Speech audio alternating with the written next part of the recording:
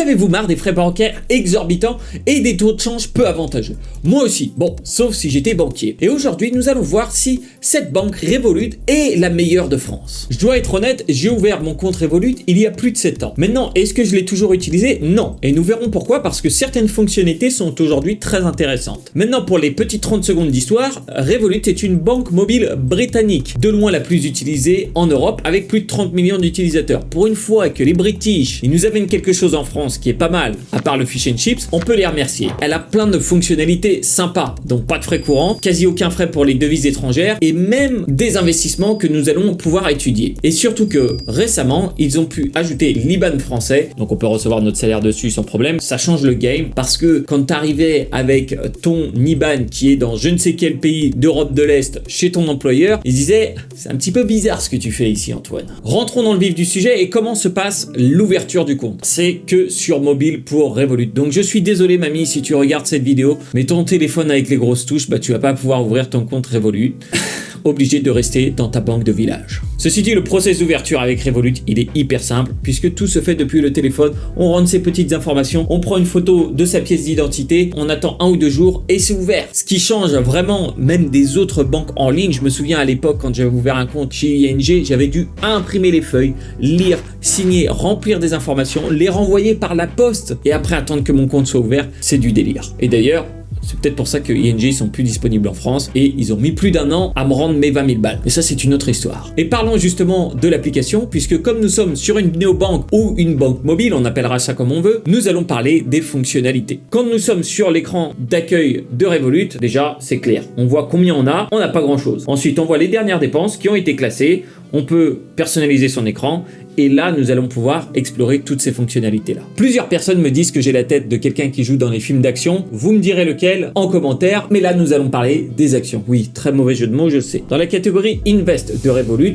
je peux voir les différentes actions. J'ai d'abord les 2-day Top Movers, c'est-à-dire les entreprises qui ont eu les plus grosses différences de performance, soit qui ont monté le plus, soit qui ont descendu le plus. Cette catégorie-là, je ne pense pas qu'elle va nous intéresser. Pourquoi? Parce que c'est de l'investissement par rapport à ce qui vient tout juste de se passer dans l'actualité et nous sommes en train de réagir un petit peu émotionnellement face à une baisse ou à une hausse. Ils ont ensuite catégorisé les actions dans différentes collections. On a bien sûr les actions les plus tradées cette semaine. Nous voyons que c'est toujours les choses les plus populaires avec Tesla, Apple. Alors, une fonctionnalité qui est intéressante, c'est qu'on voit le pourcentage de personnes qui ont acheté et le pourcentage de personnes qui ont vendu. On se dit, tiens, pourquoi tout le monde est en train de vendre Apple? Je sais pas, d'ailleurs, ils ont une présentation dans quelques semaines. Ça peut être étrange. Maintenant, encore une fois, ce n'est pas la catégorie qui va être la plus intéressante pour nous, investisseurs long terme et qui voulons que notre capital travaille pour nous tout seul. Et nous avons la catégorie ETF. Pour le coup, celle-là va être intéressante. Alors, ETF, ça veut dire Exchange Traded Funds. Pour faire simple, c'est des fonds indiciels qu'on peut acheter directement. J'ai une vidéo détaillée à ce sujet, mais je vais expliquer simplement. C'est un fonds automatique et diversifié, c'est-à-dire que moi, Antoine, je veux investir en bourse, ça c'est l'ETF, je vais acheter de cette part de cet ETF, c'est entre 50 et 100 $, ça va dépendre de chaque ETF, et lui, l'ETF, il va acheter toutes les actions qu'il y a en dessous. Donc, il va répartir le risque et au lieu d'avoir juste une action dans une entreprise, je vais avoir des actions dans 500 à 2000 entreprises. Par exemple, le MSCI World, c'est 2000 entreprises. Pour le S&P 500, c'est le top 500 des entreprises aux États-Unis. Pour ce qui est de la catégorie des actions populaires, c'est un petit peu pareil que ce qu'on a vu juste en haut avec les actions les plus populaires. Et nous pouvons aussi bien sûr investir dans toutes les différentes actions puisqu'il y en a plus de 2500. On a accès à plusieurs marchés, que ce soit les États-Unis, l'Europe et autres. Il faut savoir qu'il faut que le marché soit ouvert quand même pour pouvoir placer ses ordres proprement. L'autre grande catégorie d'investissement chez Revolut va être les cryptos. Ici, je vois mon portfolio qui est quand même gigantesque. J'ai pas de souci à m'en vanter. Et lorsque je clique sur Discover, je peux voir les différentes cryptos qui sont disponibles. Justement, il y a la partie apprentissage qui vous permet de gagner de quoi vous payer un pain au chocolat, 1 euro, 2 euros par-ci par-là. On peut également staker ces crypto-monnaies, donc avec le programme Earn et avoir des revenus entre guillemets passifs, mais ça va dépendre de si la crypto elle monte ou elle baisse. Des NFT et nous avons pareil les 2-day Stock Movers, donc les cryptos qui ont le plus monté ou descendu vendu selon ce qu'ils ont chez Revolut et toutes les autres cryptos disponibles. On peut les acheter et les revendre, mais personnellement, j'éviterais de m'en servir. Pourquoi? Parce que sur Revolut, je peux pas envoyer ces cryptos à un portefeuille hors ligne. C'est-à-dire que je ne peux pas prendre un contrôle total sur ces cryptos. Je peux pas les envoyer où je veux et comme je veux. Je peux seulement les envoyer aux personnes qui ont Revolut. Maintenant que nous avons fait le tour sur la partie investissement, peut-être qu'on peut se permettre de parler un petit peu de la partie bancaire et gestion d'argent, puisque nous sommes ici quand même sur une banque. Alors sur Revolut, les cartes bancaires, c'est assez simple. Si je clique sur ajouter une nouvelle, on peut en créer des virtuelles et en créer des physiques. Et je dois dire que d'avoir différentes cartes, c'est assez pratique, puisque déjà si on perd une carte, on peut utiliser les autres. Mais on peut aussi dissocier des cartes, prendre une carte par exemple pour nos achats sur internet et la bloquer la plupart du temps pour être sûr sur des sites où on achète où on n'est pas sûr.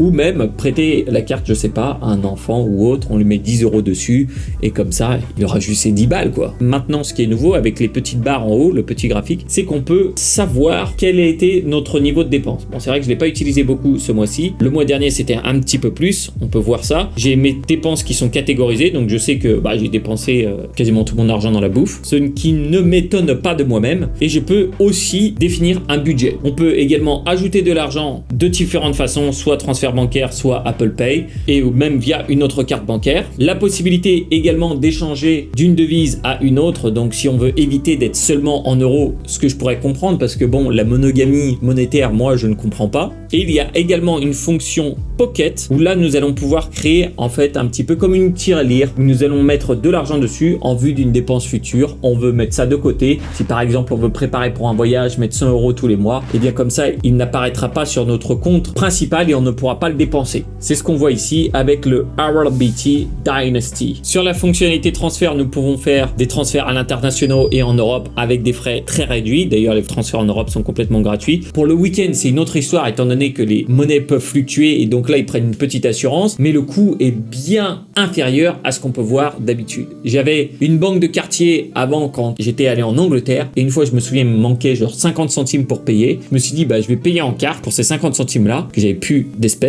Et ça m'a coûté genre 3 € de payer 50 centimes. Parce qu'il y a les frais de transaction qui sont de 2 € en général, plus les frais de change. Donc c'était n'importe quoi. Une des fonctionnalités que j'aime bien, c'est quand même de pouvoir créer un lien de paiement. Donc Florian, quand on avait 14 ans et que tu me devais un kebab, là je vais t'envoyer le lien. Et les 5 €, je les veux.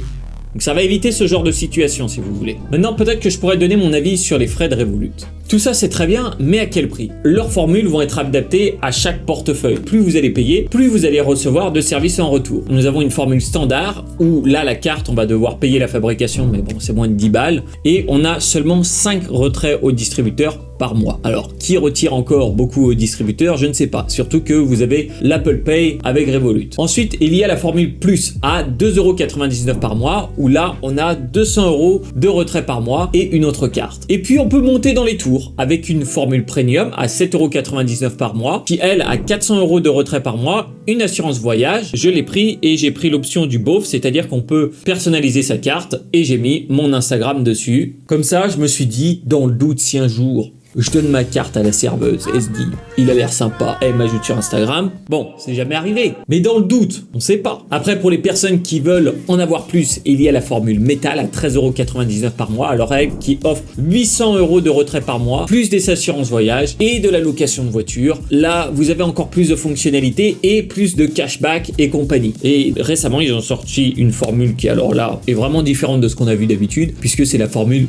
Ultra à 45 € par mois qui offre 2000 € de retrait par mois et plein d'assurances, du cashback, des abonnements inclus dont NordVPN et un abonnement à Tinder. Alors je sais pas ce qui va se passer si vous prenez cette formule là quand vous êtes en couple, vous me direz ce qui se passe à la fin. Une des fonctionnalités qui est quand même très sympa de Ultra, c'est que vous avez accès à tous les lounges d'aéroports. Sur les autres formules, c'est des réductions. C'est pas toujours génial. En général, dans les grands aéroports internationaux et en dehors de la France, là c'est bien parce que vous pouvez avoir des douches, vous allez avoir de la bonne bouffe, des cafés d'été, des fauteuils confortables. Mais pour les avoir testés à Paris, c'était pas toujours génial. D'ailleurs, sachez que je vous mettrai mon lien de parrainage dans la description, ce qui vous permettra d'avoir soit plusieurs mois gratuits, soit un autre cadeau avec Revolut. Donc si vous voulez ouvrir un compte, passez vraiment par ce lien parce que ça peut être une offre très intéressante. Je me débrouillerai pour vous mettre toujours le meilleur bonus dans le lien de description. Ceci dit, ce n'est pas tout rose, il y a quand même certains inconvénients. Pas de découvert autorisé, pas de carte à débit différé, pas de possibilité d'obtenir un prêt immobilier, bon, faut pas non plus exagérer, et impossibilité de déposer des espèces. En revanche, les avantages viennent contrecarrer ça à mon avis, et c'est je pense tous ces avantages-là qui ont permis à Revolut d'écraser le marché des néobanques. Ils ont su innover très rapidement et proposer plein de fonctionnalités intéressantes, profiter des déboires des autres banques comme N26 qui fermait des comptes sans raison. Au début, ils se sont axés énormément sur les digital nomades plus les entrepreneurs pour toucher une plus grande partie. Et ils ont su s'adapter puisque les gens voulaient un IBAN français et ça donne plus confiance. Ils l'ont fait. En bref, en France, c'est la néobanque la plus qualitative et celle qui offre le plus de fonctionnalités. Mais n'oublions pas le service client parce que c'est parfois ce qui peut pêcher. Alors, sur iOS, déjà l'application elle a une note de 4,7 sur 5. C'est dingue pour une banque. Et sur Trustpilot, c'est du 4,3, ce qui est encore dingue pour une banque. En comparaison, la BNP, elle a 2,3 sur 5. Et au support, ils sont très réactifs et même dispo le dimanche.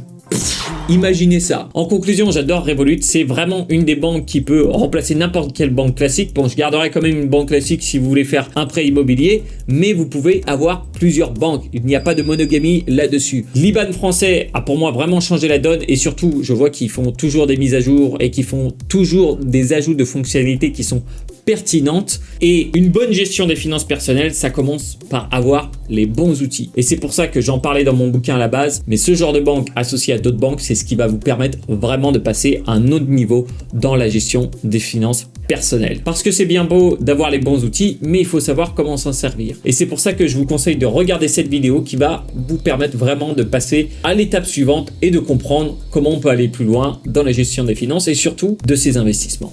Merci d'avoir regardé cette vidéo. J'espère que mon avis sur Revolut vous permettra de choisir si oui ou non c'est fait pour vous. Bon, il y a quand même peu de chances que ça ne soit pas fait pour vous. Si vous avez des questions, vous pouvez les poser en commentaire. Et si vous utilisez Revolut, vous pouvez partager votre avis. Et bien sûr, vous connaissez la recette. Le petit pouce bleu et le bouton s'abonner, ça me fera plaisir. C'était Antoine de Rousseau les bons tuyaux et je vous retrouve tout de suite dans la prochaine vidéo. Allez, ciao!